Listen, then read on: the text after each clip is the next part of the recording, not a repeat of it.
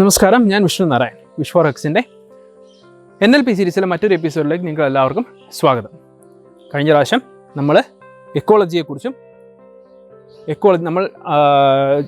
നമ്മളുടെ ബിലീഫ്, നമ്മുടെ decide state ecologically right ആകേണ്ടതിൻ്റെ ആവശ്യകതയെക്കുറിച്ചുമാണ് നമ്മൾ സംസാരിച്ചത്. ഇത് എന്താണ് എക്കോളജി, എങ്ങനെയാണ് നമുക്ക് എക്കോളജിക്കലി റൈറ്റ് ആക്കാം എന്നുള്ളതൊക്കെയാണ് നമ്മൾ ഈ വീഡിയോയിൽ കാണാൻ പോകുന്നത്. എങ്ങനെയൊക്കെ നമുക്ക് നമ്മുടെ ബിലീഫ് എക്കോളജിക്കലി റൈറ്റ് ആക്കാൻ സാധിക്കും. എന്താണ് എക്കോളജി?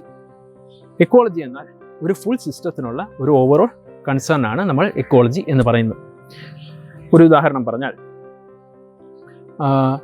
ഒരു മരുന്ന്, ആ മരുന്ന് ഒരു ഡോക്ടർ പ്രിസ്ക്രൈബ് ചെയ്യണമെങ്കിൽ അത് മാർക്കറ്റിലുണ്ടായിരിക്കണം. മാർക്കറ്റിൽ വരണമെങ്കിൽ ഒരിക്കലും അത് ഒരാൾക്ക് സൈഡ് ഇഫക്റ്റ് ഉണ്ടോ എന്ന് നോക്കിയിട്ടായിരിക്കില്ല വരുന്നത്.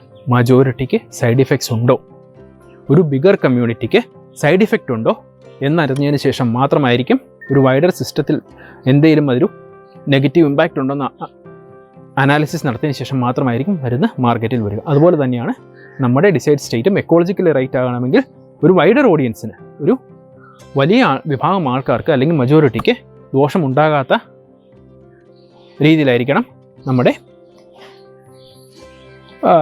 തോട്ട് പ്രോസസ്സ് അല്ലെങ്കിൽ നമ്മുടെ ബിലീഫ് അല്ലെങ്കിൽ നമ്മുടെ ലക്ഷ്യം. ഉദാഹരണത്തിന്, നന്നായി ഷൂട്ട് ചെയ്യാൻ പഠിക്കണം. അത് ഒരു കൊള്ളക്കാരനോ കള്ളനോ ഭീകരവാദിയോ ആഗ്രഹിക്കുന്നത് പോലെയല്ല ഒരു പോലീസുകാരനോ പട്ടാളക്കാരനോ ആഗ്രഹിക്കുന്നത്. നിങ്ങൾക്ക് അതിൻ്റെ വ്യത്യാസം മനസ്സിലായി എന്ന് വിശ്വസിക്കുന്നു.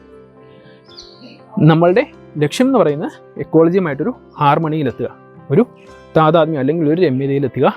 നമ്മൾ യാതൊരു കാരണവശാലും നമ്മൾ സ്വയം ബയാസ്ഡ് ആകാനോ നമ്മൾക്കൊരു റിഗ്രറ്റ് ഉണ്ടാകാത്ത രീതിയിൽ നമ്മൾ എക്കോളജിയുമായിട്ട്, എക്കോളജിയുടെ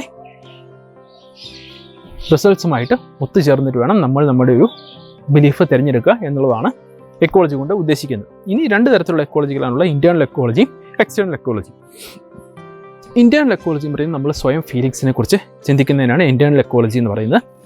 എന്താണ് കൂടുതൽ നല്ലത്, which is wise to follow, എന്ത് ചെയ്താലായിരിക്കും നന്നായിരിക്കും എന്ന് നമ്മൾ സ്വയം ചോദിക്കുന്നത്. ഇത് ഇൻറ്റേർണൽ എക്കോളജി കുറച്ച് ചോദ്യങ്ങൾ നമ്മൾ സ്വയം ചോദിച്ചു കഴിഞ്ഞ് കഴിഞ്ഞാൽ നമുക്ക് ഔട്ട്കമ്മിനെ കുറിച്ച് കൃത്യമായ ഉത്തരങ്ങൾ ലഭിക്കും. അല്ലെങ്കിൽ നമുക്ക് ഔട്ട്കമ്മിനെ കുറിച്ച് റീതിങ്ക് ചെയ്യേണ്ട കുറച്ച് ചോദ്യങ്ങളുണ്ട് ഇൻറ്റേർണൽ എക്കോളജിക്കും എക്സ്റ്റേണൽ എക്കോളജിക്കും. അത് അടുത്ത എപ്പിസോഡിൽ കൃത്യമായി പറഞ്ഞുതരാം. ഇപ്പോൾ ഇത്രമാത്രം ചിന്തിക്കുക. ഇൻറ്റേർണൽ എക്കോളജി എന്ന് പറഞ്ഞാൽ നമ്മൾ സ്വയം ചോദിക്കേണ്ട കാര്യങ്ങളാണ്. Which is wise to follow നമ്മൾ സ്വയം ചോദിക്കണം. അത് ഫിസിക്കലി, മെൻ്റലി, ഫിസിക്കൽ ഹെൽത്തിന് ഇമ്പാക്റ്റ് ആകാത്ത രീതിയിലും മെൻ്റലി നമുക്കൊരു മെൻ്റൽ കോൺഫിഡൻസ് ഉണ്ടാകുന്ന രീതിയിലും മെൻ്റലി ഫിസിക്കലി നമുക്ക് ഒരുമിച്ച് പോകാൻ പറ്റുന്ന രീതിയിലുമായിട്ടുള്ളൊരു ചോയ്സ് ആയിരിക്കണം നമ്മൾ ചൂസ് ചെയ്യേണ്ടത്. ഇനി നമ്മളിങ്ങനെ ചോദിക്കുമ്പോൾ, സ്വയം ചോദിക്കുമ്പോൾ ഇൻഡ്യൂഷൻസ് ഉണ്ടാകും. ആ ഇൻഡ്യൂഷൻസിനെ NLPയുടെ ഭാഷയിൽ പറഞ്ഞാൽ ഇൻഡ്യൂഷൻസിനെ നമ്മളെപ്പോഴും ബിലീവ് ചെയ്യണം. പക്ഷേ ആദ്യത്തെ ഇൻഡ്യൂഷൻ ആയിരിക്കണം. Trust always the first intuition. ആദ്യം നമുക്ക് തോന്നുന്ന ഇൻഡ്യൂഷൻ കറക്റ്റായിരിക്കും. നമ്മൾ ചിന്തിച്ചൊരു ഇൻഡ്യൂഷനിൽ എത്തിക്കഴിഞ്ഞാൽ അത് തെറ്റാണ്. ആദ്യം നമ്മുടെ ഉള്ളിൽ നിന്ന് വരുന്ന നമ്മളുടെ ഇൻഡ്യൂഷൻ തെറ്റെങ്കിൽ അതിനർത്ഥം നമ്മുടെ ആദ്യത്തെ ഇൻഡ്യൂഷൻ അല്ല എന്ന് തന്നെയാണ്. ഇനി എക്സ്റ്റേണൽ എക്കോളജി, നമ്മുടെ ഔട്ട്കം അല്ലെങ്കിൽ നമ്മുടെ റിസൾട്ട് ബാക്കിയുള്ളവരെ എങ്ങനെ ബാധിക്കും എന്നുള്ളതാണ് എക്സ്റ്റേണൽ എക്കോളജി കൊണ്ട് അർത്ഥമാക്കുന്നത്. അത് ബാക്കിയുള്ളവർക്ക് ഉണ്ടാകുന്ന സിഗ്നിഫിക്കൻസ് ആണ് എക്സ്റ്റേണൽ എക്കോളജി. അവിടെയും കുറച്ച് ചോദ്യങ്ങളുണ്ട് നമ്മൾ ചോദിക്കാനുള്ളത്, സ്വയം ചോദിക്കാനുള്ളതും ബാക്കിയുള്ളവരോട് ചോദിക്കാനുള്ളതും, അല്ലെങ്കിൽ അനാലിസിസ് നടത്താനുള്ള ചോദ്യങ്ങൾ. അത് അടുത്ത എപ്പിസോഡിൽ ഡീറ്റെയിൽ ആയിട്ട് പറഞ്ഞു തരാം. ഈ എക്കോളജിക്കൽ ചെക്സ് എന്ന് പറയുന്നത് ഒരു തിങ്കിങ്ങിൻ്റെ ഭാഗമാണ്. NLPയുടെ തിങ്കിങ് പ്രോസസ്സിൻ്റെ ഭാഗം തന്നെയാണ് ഈ എക്കോളജി ചെക്ക് എന്ന് പറയുന്നത്.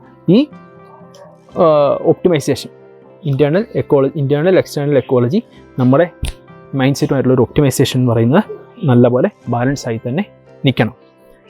ഇനി നിങ്ങളോടൊരു ചോദ്യം, ആൻസർ നിങ്ങൾ കമൻറ്റ് ചെയ്യാം. ഇത് ഞാനിപ്പോൾ പറയുന്നത് നമ്മൾ സെൽഫിനെ കുറിച്ചാണ് പറയുന്നത്. സെൽഫായിട്ട് നോക്കുമ്പോൾ നമ്മൾ ഇൻറ്റേർണൽ നോക്കുന്നു, എക്സ്റ്റേണൽ നോക്കുന്നു, എൻ്റെ ഫീലിങ്സ് നോക്കുന്നു, എക്കോളജി എങ്ങനെ ബാലൻസ് ചെയ്യുന്നത് നോക്കുന്നു, എൻ്റെ ബിലീഫ്സ് എങ്ങനെ ആയിരിക്കണം എന്ന് ഞാൻ പറയുന്നു. ഇതെല്ലാം ഞാൻ പറയുന്നു. ഇത് സെൽഫിനെ കുറിച്ചാണ്. ഇനി ഇങ്ങനൊരു ചെക്ക്, എക്കോളജി ചെക്ക് ഒരു ഓർഗനൈസേഷന് ആവശ്യമുണ്ടോ? ഉണ്ടെങ്കിൽ എങ്ങനെ? ഉണ്ടെങ്കിൽ അതെന്ത്? നിങ്ങളുടെ ആശയങ്ങൾ നിങ്ങൾക്ക് കമൻറ്റ് ബോക്സിൽ രേഖപ്പെടുത്താവുന്നതാണ്. എന്തൊക്കെയാണെന്ന് ഞാനും കാണാൻ ആഗ്രഹിക്കുന്നു, എല്ലാവരും കാണാൻ ആഗ്രഹിക്കുന്നു. അപ്പോൾ എന്തൊക്കെയാണ് ഇൻറ്റേർണൽ ക്വസ്റ്റ്യൻസ്, എക്സ്റ്റേണൽ ക്വസ്റ്റ്യൻസ് എന്ന് പറഞ്ഞ് നമ്മൾ അടുത്ത വീഡിയോയിൽ വീണ്ടും കാണാം. Till then be happy, keep smiling. Bye bye.